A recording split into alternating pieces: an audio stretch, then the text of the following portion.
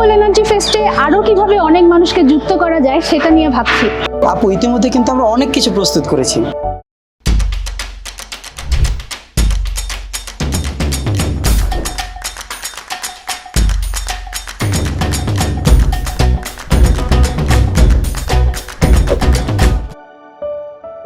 Renewable energy fest 2025-এর অংশ হিসেবে গড়ে উঠেছে ইউথ হাব।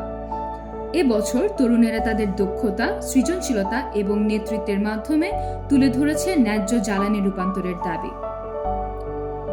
এবছর আমাদের বার্তা স্পষ্ট, রিনিউয়েবল এনার্জির পক্ষে তারুণ্যের শক্তিশালী অবস্থান।